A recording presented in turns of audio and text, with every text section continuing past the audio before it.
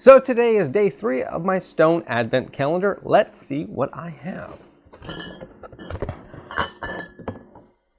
It is Tangerine Express Hazy IPA.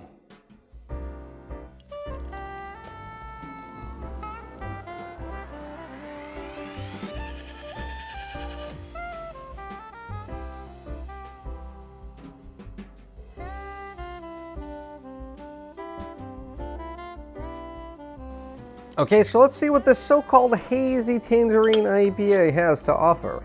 This beer comes in at a 6.7% ABV, a 75 IBUs. It gets an average rating on Untappd of 3.70. This one is for adults. We use bountiful whole tangerine puree, which brings pithy, crisp bitterness to the citrus flavor, in addition to the complexities of the tangerine, the likes of which you can only get by using the whole fruit. We're not looking for a sweet concoction that appeases the "I want my beer to taste like fruit juice" crowd. This Stone, we like our IPAs to taste like APAs. Okay, right away I will say it's not like super hazy comparative to, like, say, you know, the Haze Bros beers out there. It looks more just unfiltered. I can't see through it. I can see a shadow or two, you know, it's fine. I can see it definitely through that. And then if I put it up to the light, I can see the carbonation. I can see maybe some sediment in it, but that could have also been how it was stored previously before I bought it. The head, looking very nice, fine packed bubbles, very similar to the last two I had. And a very much of a tangerine citrus soap aroma, almost dollar store, Dollar Tree fruited soap hand wash you'd get, that aroma. When you're used to something being called hazy, this isn't quite what I think. But let's give it a try. Okay, right away, bitter notes,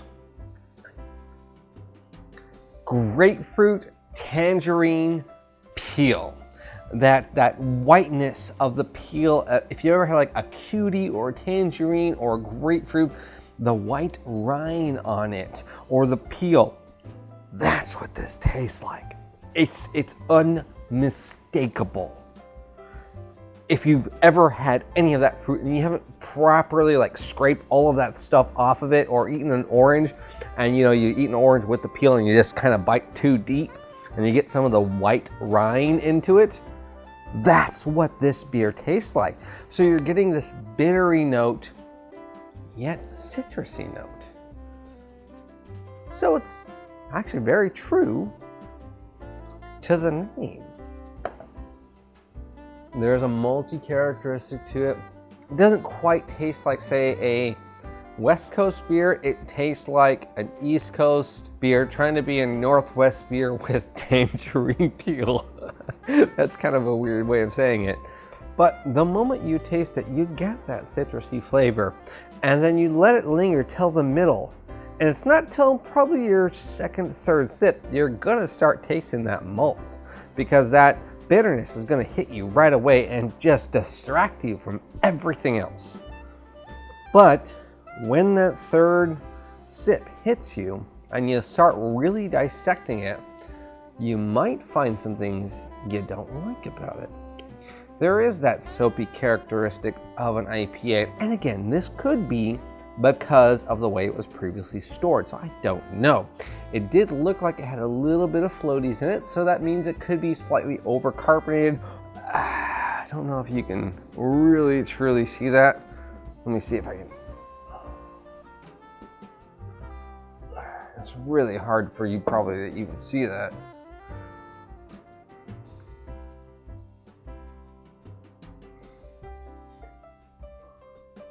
But there are tiny little bits of floaties of yeast sediment in there.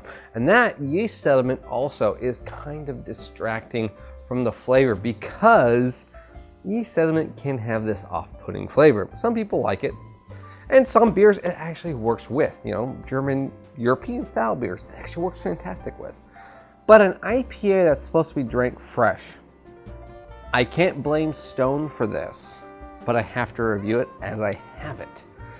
So does that mean Stone didn't kill all of the yeast ahead of time? I don't know. But overall, it's a very drinkable, enjoyable, citrusy beer. If you like the bitter notes of citrus fruits, the standards, the grapefruit and orange tangerine, that white pith you get. If you enjoy that and a slight malt characteristic in a beer, if you get this fresh, I bet it's gonna be a fantastic beer, because trust me, I've actually had this before and I've enjoyed it immensely during the summertime.